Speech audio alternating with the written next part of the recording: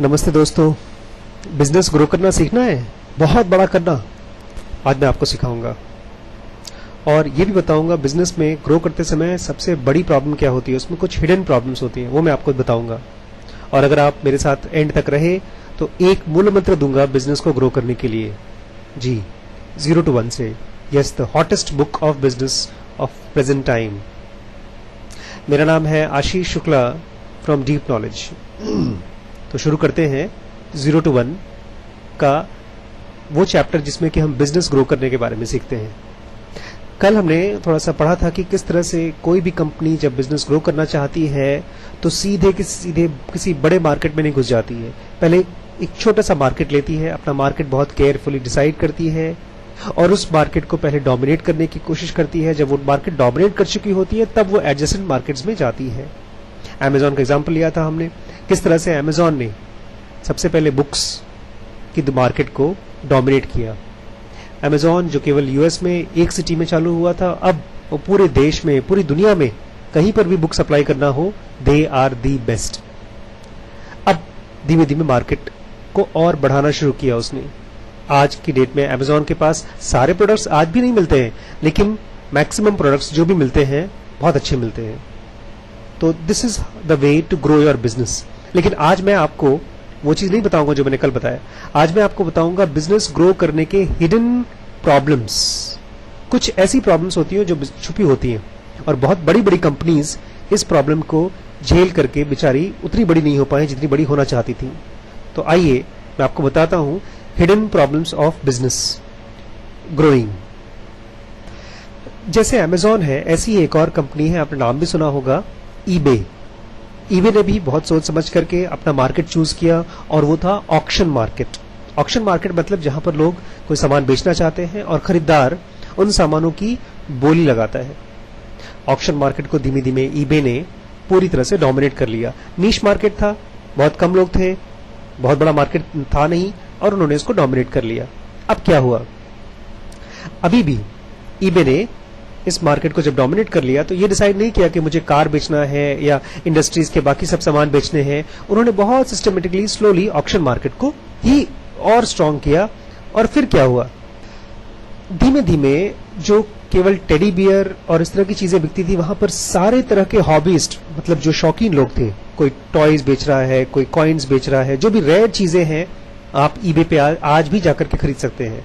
लेकिन ईबे एक चीज मिस कर गया, जिसको मैं हिडन प्रॉब्लम ऑफ स्केलिंग बोलता हूं, कि बिजनेस को बड़ा करने का हिडन प्रॉब्लम।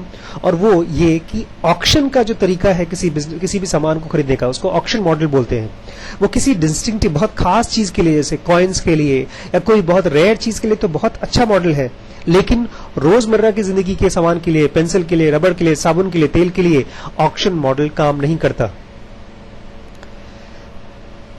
बड़ी खास चीज है, पता है, किसी भी पेंसिल के लिए, रबर के लिए, साबुन के लिए पब्लिक ऑक्शन नहीं करना चाहती, वो फटाफट जाके खरीदना चाहती है।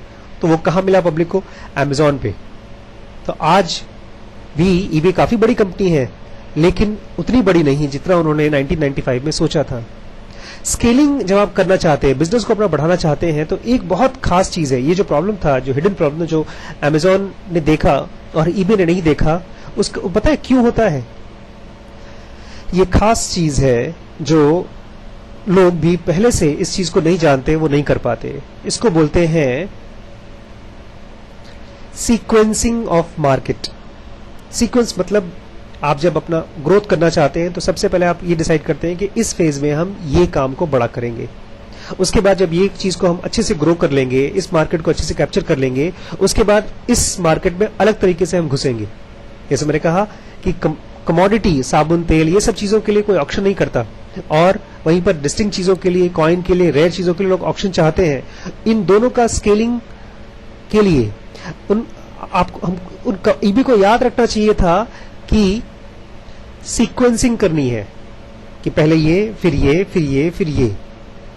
देखिए, आप जब ट्रैवल करते हैं, मान लीजिए मैं यहां से बॉम्बे जा रहा हूं, मैं लखीमपुर से बॉम्बे जा रहा हूं, तो मुझे डिसाइड करना होता है कि सबसे पहले लखीमपुर से मैं घर से पैदल उतरूंगा, फिर टैक्सी पकड़ूंगा, फिर मैं स्टेशन जाऊंगा या मैं एयरपोर्ट जाऊंगा, फिर एयरपोर्ट से अगली टैक्सी पकड़ूंगा और मैं होटल पहुंचूंगा।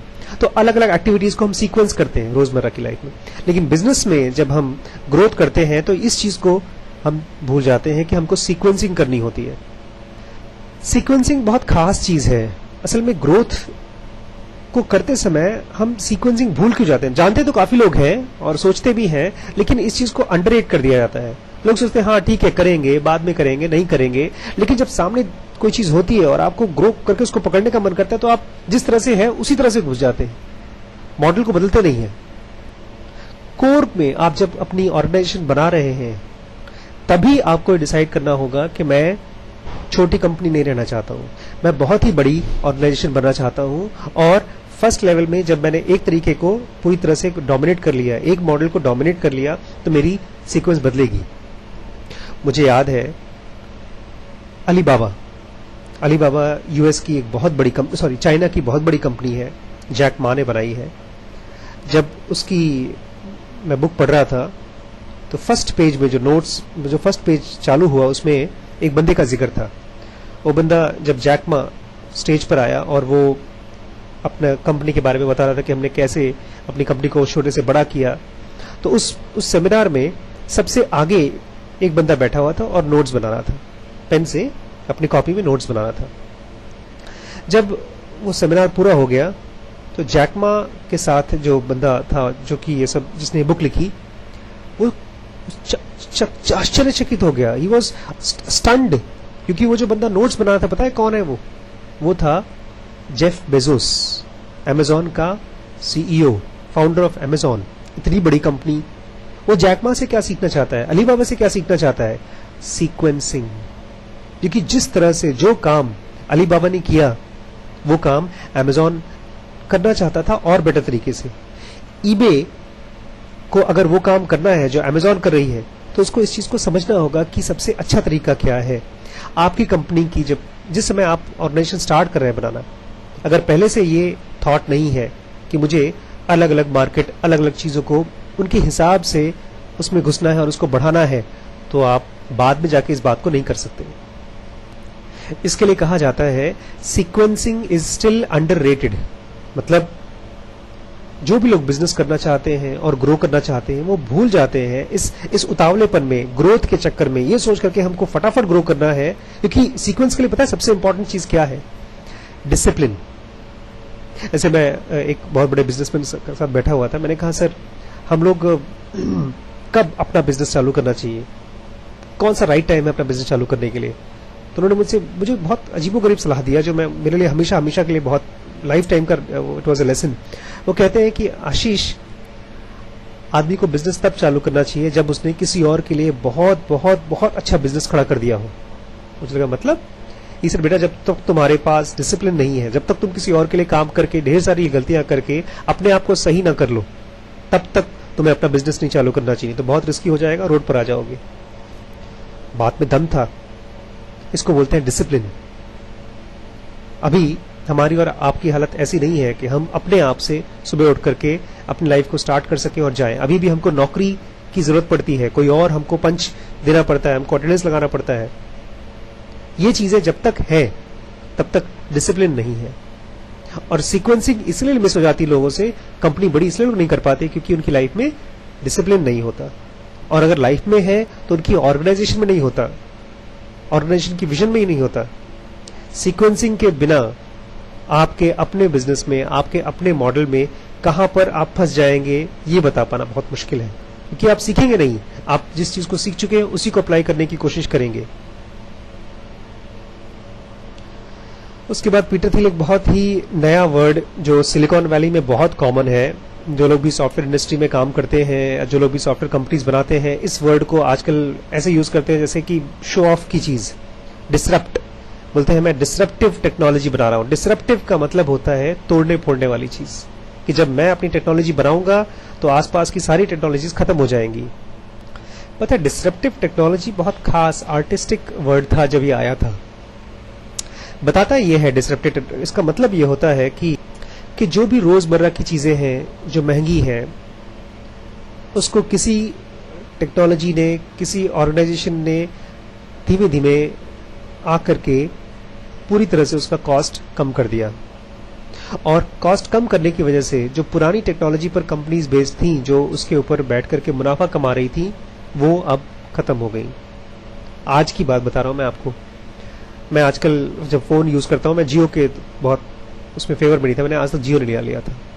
लेकिन आज मैं जब अपना एयरटेल का एक रिचार्ज कराने गया तो उसने मुझे बताया कि 350 रुपीज में 1 GB per debt plus unlimited free calling मिला, तो मैंने उसको तुरंत खरीद लिया। बट मुझे ये क्लिक हुआ कि आज हुआ क्या। वो बता रहा था कि सर ये जो पैकेज है ये पूरे साल भर रहेगा।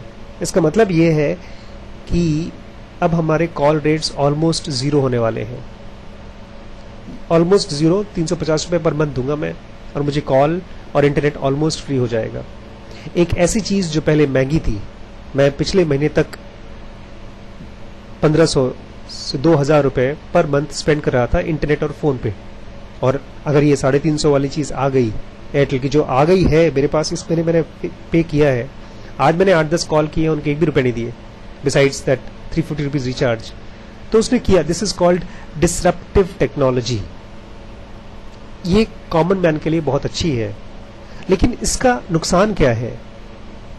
देखिए, डिसरप्टिव टेक्नोलॉजी है, दुनिया में तो आएगी ही आएगी।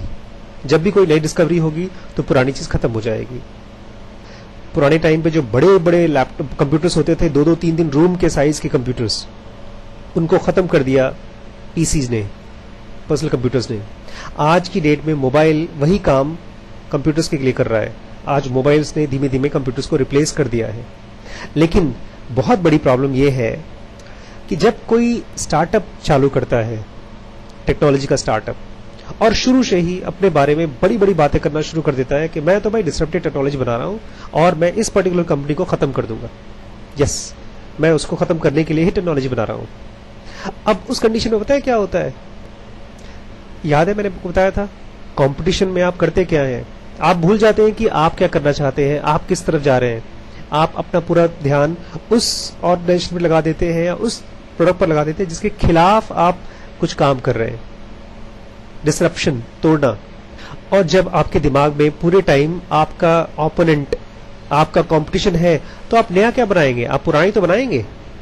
जैसे डिसरप्टिव बच्चे, जो भी शैतान बच्चे होते हैं क्लास में, उनको प्रिंसिपल के ऑफिस में भेज दिया जाता है। डिसरप्टिव कंपनीज हमेशा कोर्ट में जाती हैं, लड़ाई करती हैं, फाइट करती हैं, और ऐसी फाइट करती हैं जो जीत नहीं पाती। अगर आप कभी Facebook movie picture, social media जो उसके ऊपर पिक्चर बनी है उसको देखेंगे तो वो ट्रू स्टोरी पर बनी है।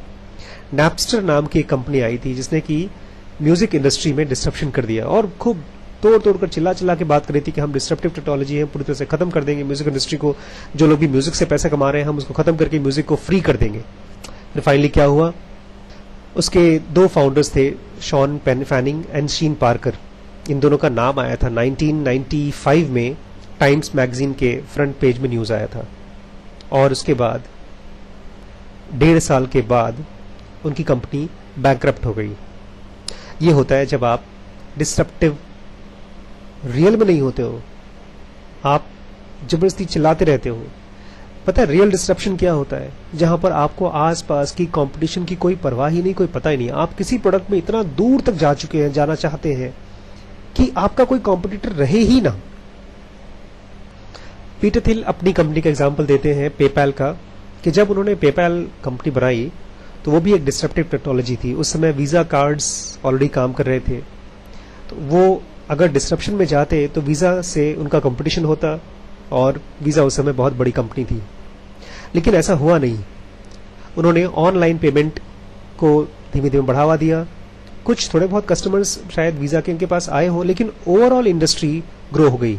जहां पर 100 में से 5 लोग पहले वीजा कार्ड से पेमेंट करते थे ऑनलाइन, आज पेपैल की वजह से, जैसे बताते हैं पीटर थिल, ऑलमोस्ट 20-30 लोग, 100 में से 20-30% लोगों ने ऑनलाइन पेमेंट चालू कर दिया बिकॉज ऑफ पेपैल। और इस 20-30% की वजह से वीजा को भी मुनाफा हुआ।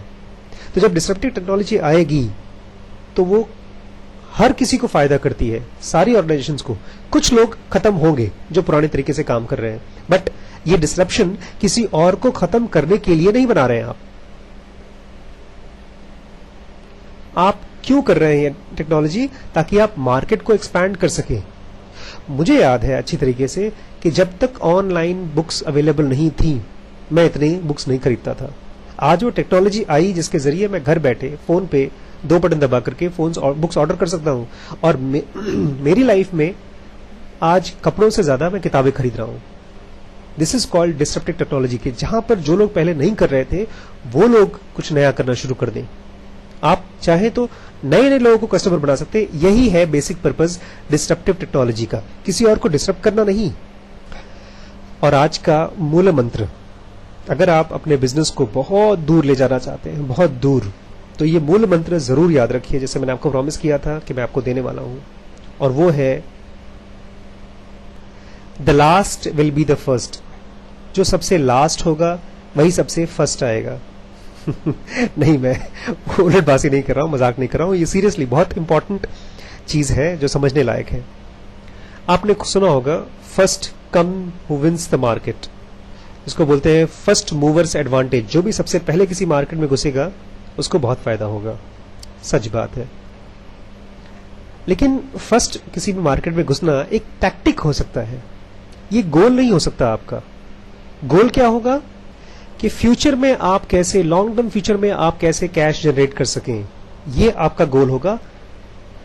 क्योंकि मान लीजिए आप फटाफट मार्केट में घुसे, आपने काफी मार्केट का कब्जा कर लिया, काफी कस्टमर्स आपके पास आ गए, लेकिन मालूम पड़ा 10 साल बाद कोई एक और बड़ी कंपनी आई और उसने आपको अनसीट कर दिया, आपको हटा के खुद स्टैब्लिश हो गई, तो आपका क्या फायदा हुआ फिर आपको। इसलिए बेटर ये है कि आप होना चाहिए last mover of the market. किसी मार्केट में जो लास्ट, सबसे दूर का जो भी चीज सोच करके आप डेवलपमेंट कर सकते हैं वो सोचिए कि आज के 10 साल बाद, 20 साल बाद, 25 साल बाद किस तरह की टेक्नोलॉजी दुनिया में हावी रहेगी, किस तरह की चीजें लोगों को हावी होंगी। मैं आपको सजेस्ट करूंगा, इसके लिए जेफ बेजोस का बहुत अच्छा वीडियो है यूट्यूब पर, मैं चाहिए तो आपके लिए उसको हिंदी में ट्रांसलेट कर दूंगा, but it is amazing. He gives the real example of last movers advantage. आज क्या हो रहा है, मर्सिडीज, एप्पल, IBM, ये है कौन? ये वो कंपनीज हैं जिन्होंने आज से 50 साल पहले, 60 साल पहले, बहुत सालों पहले फ्यूचर के बारे में सोचा कि डोमिनेट कौन सी चीजें करेंगी, कौन सी टेक्नोलॉजीज करेंगी। आपका एंड गेम बहुत एम्बिशियस होना चाहिए। इससे बहुत फर्क नहीं पड़ता कि आप कितनी जल्दी किसी मार्केट में गए हैं, इससे बहुत फर्क पड़ता है कि आपकी उस मार्केट में कितनी लॉन्ग टर्म प्लानिंग है, कितना लॉन्ग टर्म विजन है। एक बहुत फेमस प्लेयर है चेस के, ग्रैंड मास्टर जोसे राउल कैपाब्लांका, वो कहते हैं इस गेम जीतने से पहले एंड गेम को सीखो, गेम शुरू करने से पहले एंड गेम सीखो। यस, अगर आपने एंड गेम नहीं सीखा, लास्ट एंड कैसे करेंगे आप अपने गेम का, फ्यूचर कैसे डिसाइड करेंगे लॉन्ग टर्म, तो आपकी कंपनी बहुत बड़ी ग्रोथ नहीं कर पाएगी। और जैसे मैंने आपको प्रॉमिस किया था कि अलर्ट, आपको लकी होने के लिए एक और कैरेक्टर, जो 13 कैरेक्टर्स हमने बोले थे उसमें से एक और कैरेक्टर क्या है, वो है अलर्टनेस, चौकन्ना रहना है। जो भी इंसान चौकन्ना रहता है, आंख खोल करके रहता है, वो ज्यादा चीजों को देख सकता है, ज्यादा अपॉर्चुनिटीज देख सकता है। इसलिए बी अलर्ट। कल हम बहुत खास चीज लेकर आने वाले हैं 0 to 1 में।